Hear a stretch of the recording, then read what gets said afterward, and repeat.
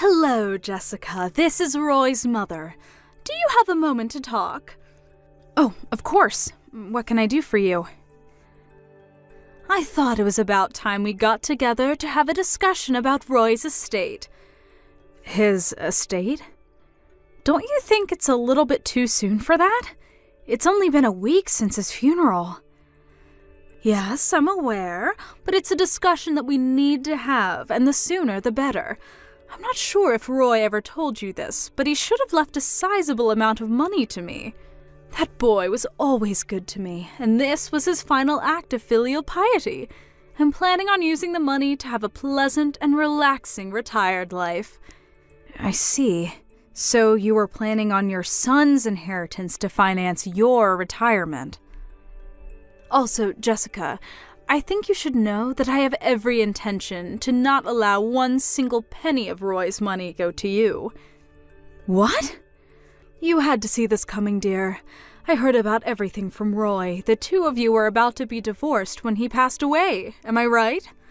Well, yes, I suppose we were. Well, then that settles it. What right could you possibly have over Roy's money? Roy is my son, and you're little more than a former roommate of his as far as I'm concerned. I will not let you have his estate. Did Roy happen to tell you the specific circumstances of our divorce, or did he leave that part out? Isn't it obvious? You were a complete failure as a wife. You used him for his money, and you never paid him any of the attention or affection he deserved as your husband. You may have cheated my son out of some of his hard-earned money while he was living, but I will not let you steal from him now. Is that so? And that's all I have to say. Now pack up your things and be out of that house by this evening. Seriously? I'm dead serious, Jessica. The house you are living in belonged to Roy. He built it with his own money. His name is on the title. And now that he's gone, that house belongs to me, his mother. There's no fighting this, Jessica. It's all written very clearly in his will. The house is mine.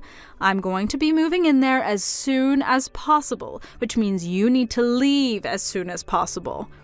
Take all your things, leave all of Roy's, and be out of that house by sundown. And I know if you take anything of Roy's, so don't even think about trying to steal his things. Ugh. Don't be such an immature brat, Jessica. You can't seriously be planning to try and stay in that house, can you? Since you were about to divorce him and move out anyway, I'm sure you already had arrangements made for another apartment or something, so there's no reason for you to stay there.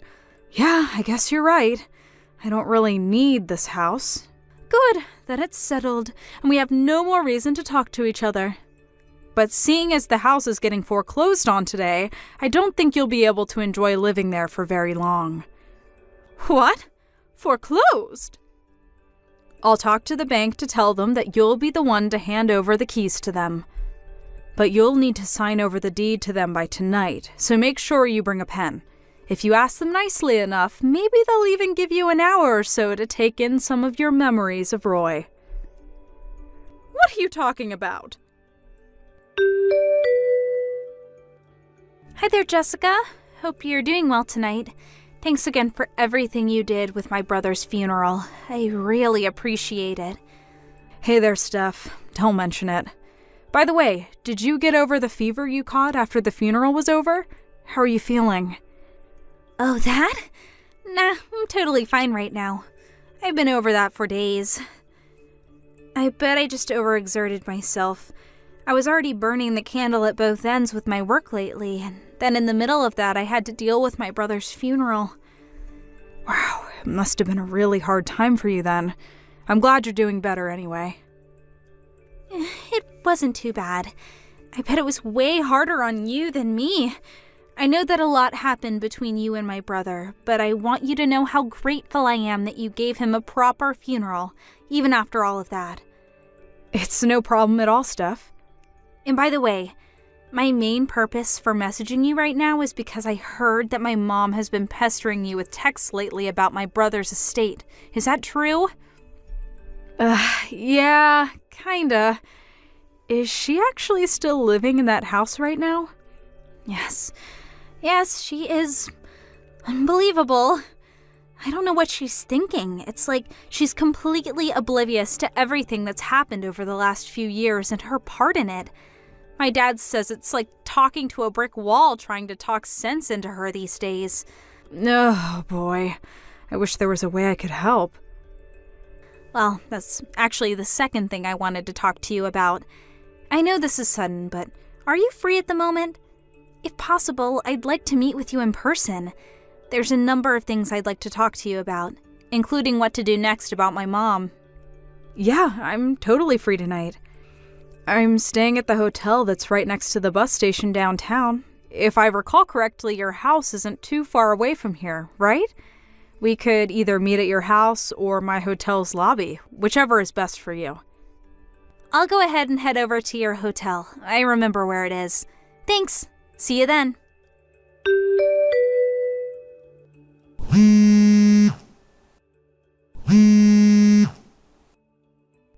Good morning. What can I do for you?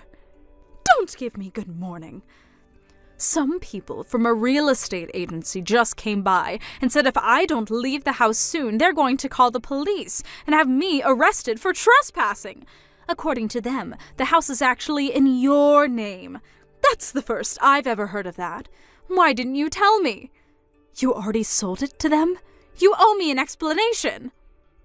Wait, you really didn't know about all that? I guess maybe Roy was planning to tell you about everything once it had been finalized, but it seems like he could have at least told you the bare minimum. Hurry up and explain what you did. Just make sure you're aware that Roy and I were planning to get a divorce when he died, right? Yes, and what of it? What does that have to do with you stealing my house and selling it without my permission? I'm getting there, calm down. Next, were you aware that the reason we were getting divorced was because Roy was cheating on me? He was? So you didn't know. Well, he was cheating on me, so I sued him both for the damages related to the affairs as well as for a divorce. Roy was lavishing his mistress with gifts, designer handbags, shoes, vacations, you name it. And in just the span of a year, our total savings declined from around $100,000 to just $1,000. He spent that much in a single year? Now, one major problem for Roy was that the money he spent came out of our joint savings account. So he had spent tens of thousands of dollars of savings that were also mine without my permission on his illicit affair. Ordinarily, in this sort of situation, I'd have the legal right to demand he return every single penny of that money to me, but I was also fully aware that he had no means with which to repay it, and I was eager to not have any interactions with him anymore after the divorce. So, our lawyers talked it over, and in the end the compromise we decided on was this. I would agree not to sue Roy, to have him return the money he spent on his mistress, and in return I would receive the house, as well as all the furniture and appliances in the house. It was at that point that he transferred the deed over to me, and I sold the entire thing to a real estate company the very next day. How could you do such a thing? The real estate company was actually super understanding about everything, and they agreed to let me stay in the house until Roy's funeral was over.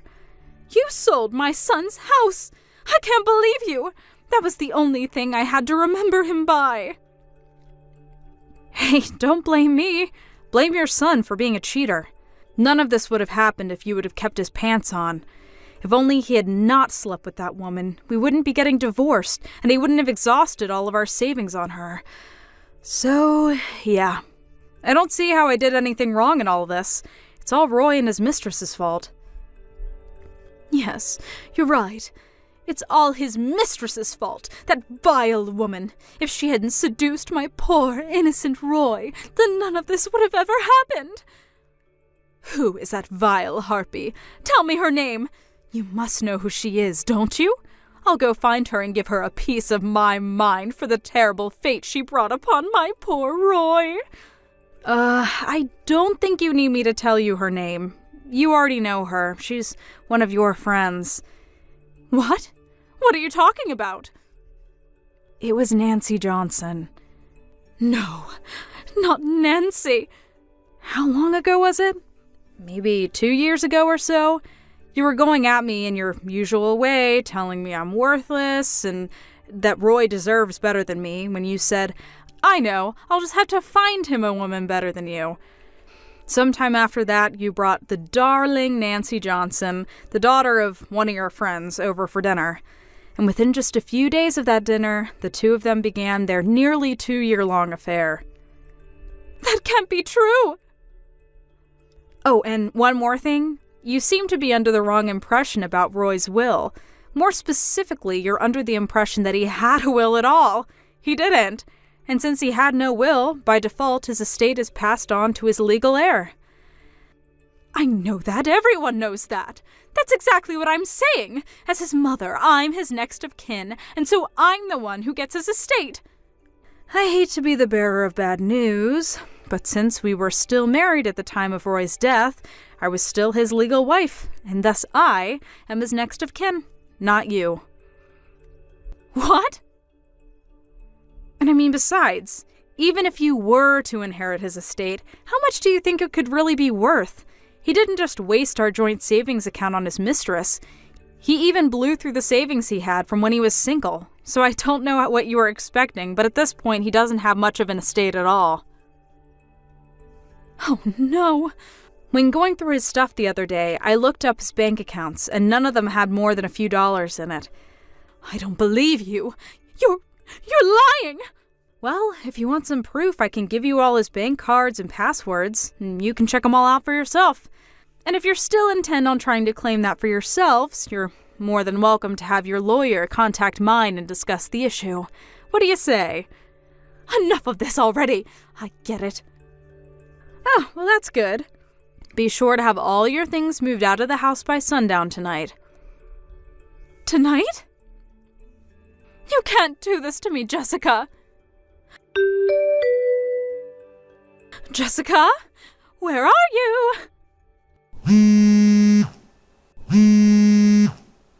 I just stopped by your parents' house, but they weren't living there anymore. When did they move? Where are you? My parents' house? They haven't been living at that house for over a year now. In any case, why are you at my parents' old house? I'm looking for you, of course. Me? Why would you be looking for me at my parents' old house? It's way too far away from my job. I'd have like an hour-long commute every day. Then where are you? Tell me! I don't see any legitimate reason for you to need to know where I am right now. If you need anything from me, you can ask my lawyer. Just tell me where you are this instant. I mean it! If you must know, I'm staying with a friend for a while. What friend? Give me the address of the house, Jessica. That's an order. Not a chance. Why would I? You and I are nothing anymore. I'm not your daughter-in-law. You're not my mother-in-law. Nonsense. Of course you're still my daughter-in-law. Even if Roy has passed away, nothing changes the fact that you were married into this family, Jessica. I'm still your daughter-in-law, whether you like it or not. And as my daughter-in-law, it is your duty to provide me with the financial support. Where did you hear that from? Some weird Facebook group or something? No, I no longer have any duty, morally or legally, to provide you with any support of any kind. You're not getting anything out of me.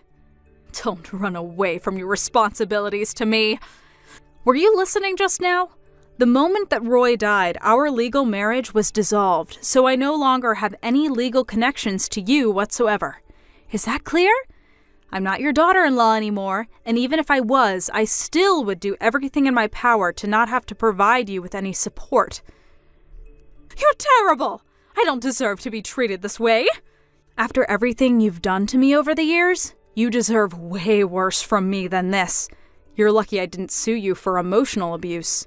So no, I'm not going to give you the address for my friend's house, who is even less of a connection to you than me. Now just leave me alone. I never want to speak to you again for the rest of my life. You can't abandon me. What am I supposed to do now? Oh, right. Your husband divorced you the other day, didn't he? How do you know that? I heard the whole thing from Steph. It was quite the story. I didn't even know about this at the time, but the night that Roy got into that car accident, he was on his way to see his mistress, Nancy, wasn't he? Your ex-husband found out about that, and he also found out that you were the one introducing the two of them. Boy, was he shocked to hear that. And the straw that broke the camel's back was when I let the two of them know that you introduced them in hopes that Roy would leave me and get married to her. Once he heard that, he couldn't take it anymore and filed for divorce the very same day. He kicked you out of the house, and when you tried crawling to Steph for help, she cut you out too. Aren't you in a predicament? But there was no way I could have predicted things would turn out like this. I'll give you that much. I wouldn't have seen it coming either if I was in your shoes. But then, if I was in your shoes, I don't think I'd be going around encouraging my son to have an affair, and also actively bringing him women to have affairs with. Please, Jessica, you have to help me. Why? Because I have nowhere else to go. My parents are long dead, and I have no siblings. Don't you remember your wedding vows? You promised to love my son, for better or worse, richer or poorer, in sickness and in health, right? Who cares about legal connections? You're my daughter-in-law. We're eternally bound through your marriage to Roy. I know we can get along well, you'll see. Did you forget the whole "till death do us part" bit? Or that you were the one who pushed Roy into his affair, which led to the ends of both our marriages as well as his life? Well, or that you were constantly verbally abusive to me throughout the entire time I've known you? Lucky for you, your son's good-for-nothing wife is officially out of your hair forever. Jessica, you have to give me a place to live. That's an order. No. Jessica? I'm blocking you, and if you ever try to contact me again, I'll get a restraining order put out on you. Jessica! Goodbye. Enjoy the rest of your life. After that, who do you suppose my ex-mother-in-law went to for help? None other than Nancy Johnson, the woman she pushed into my husband's arms. Personally, I've gotten over her affair with Roy, partially because of the passing of time and partially because I'd already received a massive judgment against her for the affair. But it seems as though my ex-mother-in-law wasn't quite over it. She stormed in the house and screamed at her, saying, "If you hadn't made my Roy spend so much money on you, he would have had some left over for me." And then she started breaking every breakable object in sight. It's honestly kind of impressive how well she avoids placing even the smallest amount of blame for the situation on Roy, but I digress. In the end, Nancy ended up suing her and winning a hefty judgment for the damage done to her house. So, now my ex-mother-in-law is stuck with being a 70-year-old divorcee, working whatever odd jobs she's physically capable of in order to pay it off. Part of me feels bad for her, but that's a very, very small part of me. Most of me just feels like she got what was coming for her. Karma always wins in the end. Oh well, none of that is any concern of mine anymore. Now I can finally get back to enjoying a nice, peaceful life with my fiancé. We're getting married next month. Thank you for watching. Please subscribe and hit the like button. See you next time.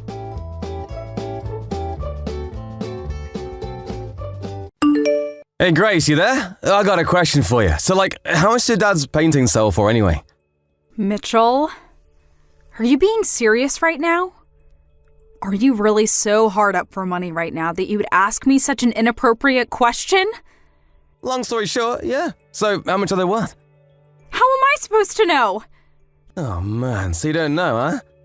Yeah, and I don't care to know, since I would never in a million years think to sell those paintings.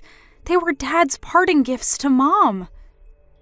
Yeah, but Dad managed to make ends meet just on selling his paintings when he was alive, right? Seems to me like if he was able to do that, his paintings must be worth a decent amount. Yeah, and as long as those paintings are Mom's property and she has no intention to sell them, then they're not for sale, so it doesn't matter how much money they're worth. End of discussion. Got it? Aww. Hey, Mom. How are you doing? It's been a while since I was there, so I was thinking about coming back into town this coming weekend. Do you have any plans? I'm doing fine, Grace. Thank you for asking. No, I don't have any plans at all. Feel free to stop by whenever you'd like. You just missed Mitchell and his wife Laura. They came by this morning to chat for a while and asked me to show them your father's old paintings. They did? Why? Laura was so taken with them that she asked if I wouldn't mind giving them a few to decorate their house with. I went ahead and let them take out a couple that they liked. Oh no, Mom! You gotta get them back! Call Mitchell right now and tell him to give them back to you! Why's that, Grace? Your father left them to me, but I consider them to be heirlooms for the whole family. Laura was very interested in seeing them. I don't see what's the problem with letting them put a couple up in their house. I'm sure they'll take perfectly good care of them. I don't see anything to be worried about. Yeah, Mom, I know that those paintings have a lot of sentimental value to you and I, but you can't forget that they also carry a high monetary value. Did you at least tell them explicitly that they're not allowed to sell them? Grace, what's gotten into you all of a sudden? I think you're worrying too much about nothing. Mom, you know Mitchell as well as I do. You know he would sell those in a heartbeat if he wanted to. He has absolutely no financial skills. His paychecks are nearly used up within a day or two of his payday. And just yesterday, he sent me a bunch of messages asking me to tell him how much Dad's paintings are worth. Isn't that suspicious? I got a really bad feeling from the way he was talking. And that's a big reason why I wanted to come home this weekend and make sure he didn't do anything really stupid. I had no idea that derelict would make his move so quickly. I should have messaged you right away after our conversation yesterday. This is all my fault. Grace, I'm telling you, you don't need to worry about a thing, dear. How can you be so relaxed at a time like this? He's definitely going to try and sell Dad's paintings. It's all over and done with, Grace. You don't need to concern yourself with anything. Huh? Wait, what do you mean it's over and done with? That's for me to know, and for you to find out. You're not making any sense. For now, you can come on down here this weekend like you had planned. I'll have your favorite cookies waiting for you when you get here. Mom, this is bad. I just got to Dad's studio, you know, the one where he stored all his paintings. Oh my, Grace, you're here already? You're much earlier than I expected. And you've caught me off guard, too. I was just about to head out to the store to buy the ingredients for your cookies. Mom, listen! The door to Dad's studio was unlocked when I got here. And when I looked inside, the whole place had been cleared out. Every single one of Dad's paintings is gone. Really? I thought this was too much for even them. But I checked the security camera footage, and sure enough, Mitchell and Laura were here last night, and they stuffed all of Dad's paintings into their car. Do you still have the key to Dad's study? Do you think they might have managed to make a copy of it? We've got to move fast, Mom. If we wait any longer, Mitchell's gonna sell every last one of them. We can't let them get away with this. Do you have any idea where they might have taken them? Grace, please calm down for a moment. Why can't you just explain what's going on, Mom? Grace, this is bad. Really, really bad. You gotta help me. Mitchell? What on earth are you so spooked about? What's going on? I'm in big trouble, Grace. I need help, fast. Just calm down and tell me what happened and what you need me to help you with. Okay, well, I sold all of Dad's old paintings the other day. I knew it! I knew you were planning to sell them. I had no choice, Grace. I was up to my eyeballs in debt, and I had no other way to pay it off. You'd do it too if you were in my shoes. Debt? What did you borrow money for? Well, you know, a little of this, a little of that. But I figured that if I sold Dad's paintings, I could pay it off in one big lump sum. And, well, maybe if there was a little bit left over, then I could spend it on some stuff for myself. I can't believe you, Mitchell.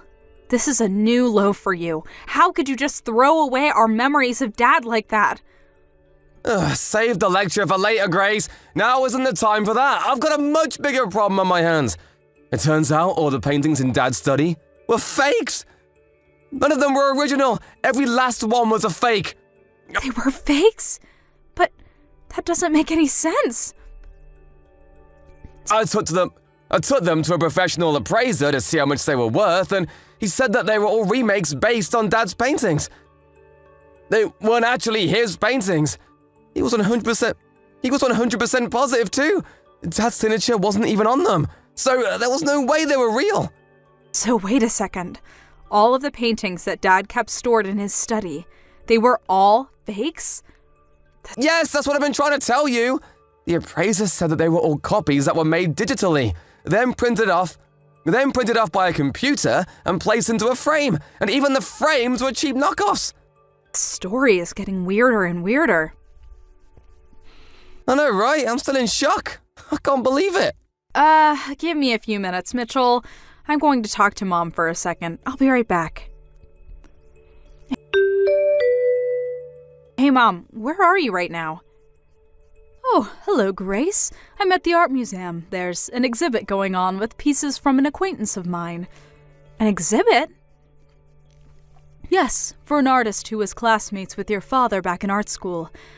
I'd met them a couple times over the years as well, so they were kind enough to send me an invitation.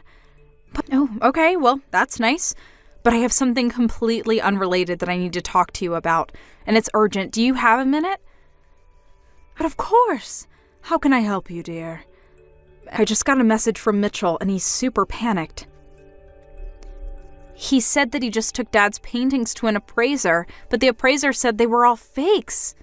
And? Is that all you have to say about this? I mean, is it true? There's always a possibility that he's lying and that he kept the originals, made the fakes by himself, and took them to the appraiser to cover his tracks. But I don't think Mitchell is that smart. So I guess I have no choice but to take him at his word, that the paintings he took from Dad's studio were legitimately fakes, and he's just surprised as I was. He also said that the appraiser told him that the paintings he had were all digitally drawn copies of the original that were painted off by a computer and placed into frames. Yes, that all sounds right to me.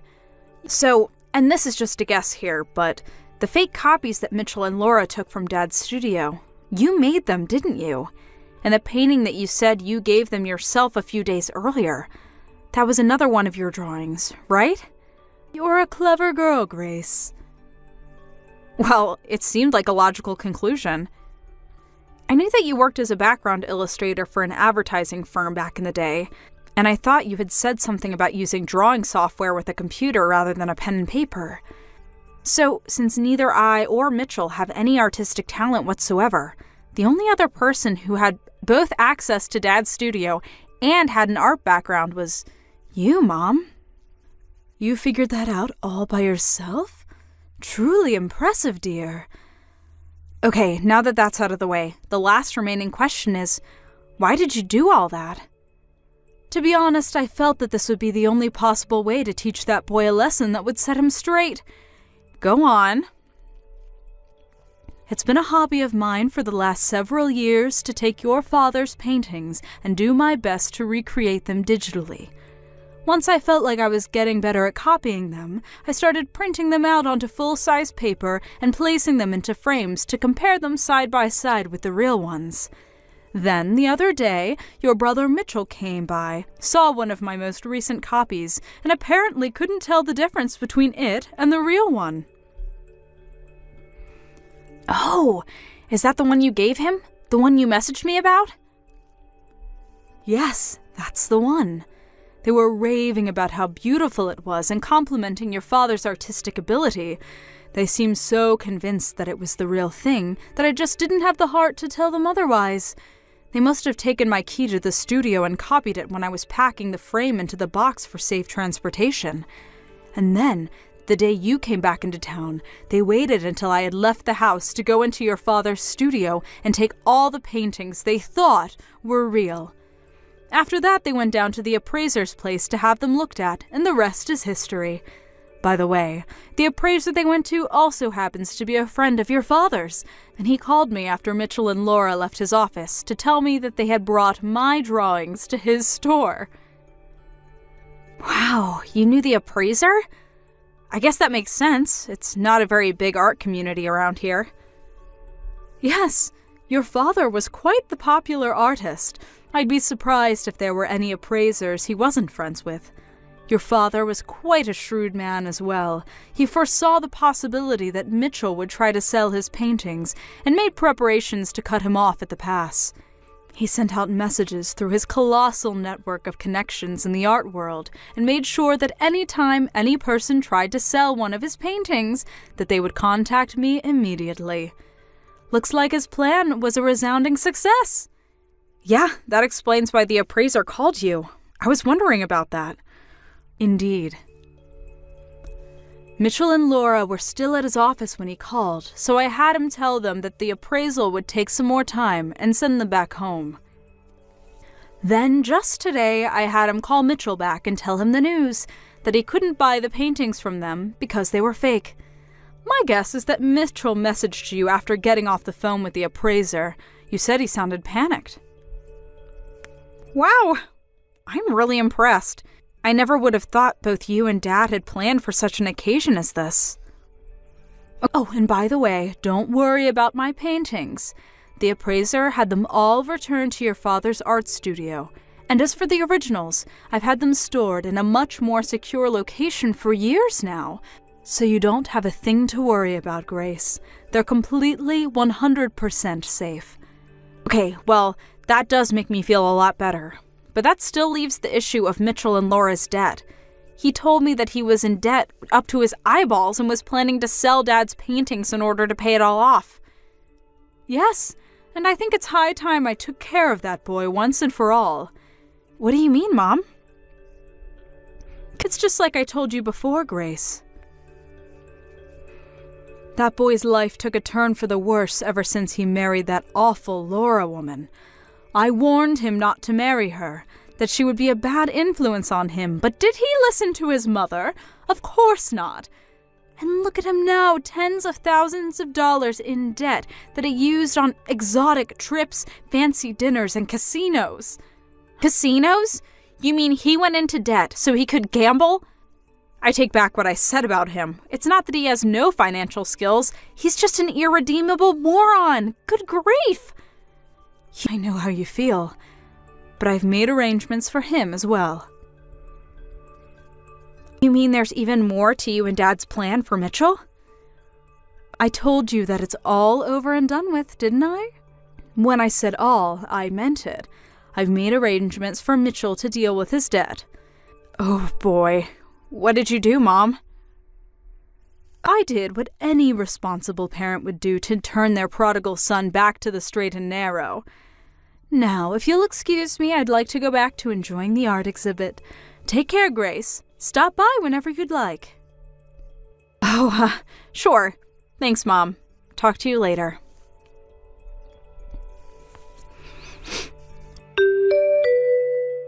Grace, you gotta help me!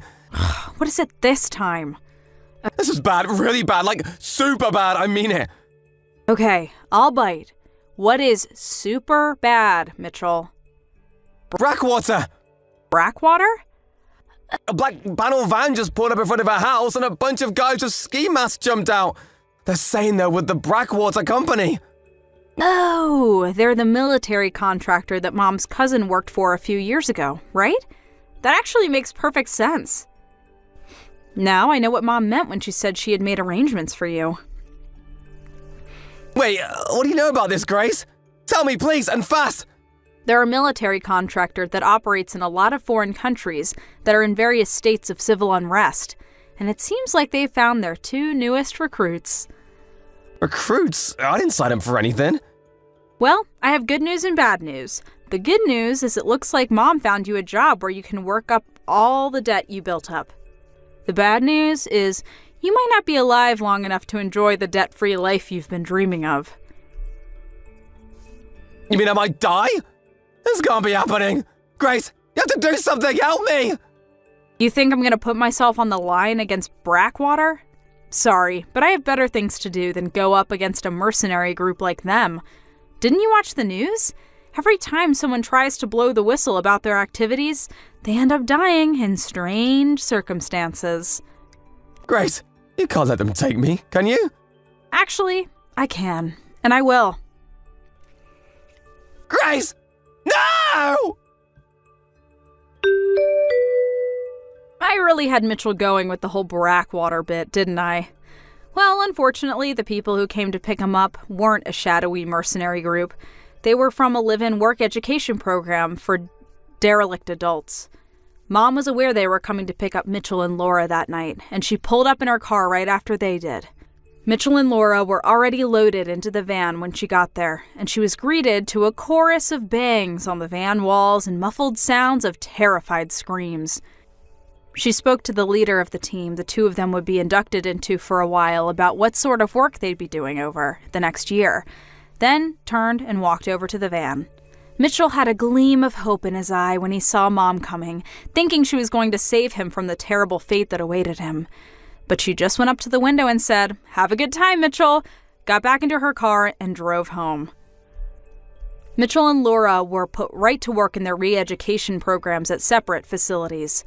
They're doing everything from construction to sanitation to engine repair and all sorts of skills that might help them land a job that they'll be able to keep for more than a month or so.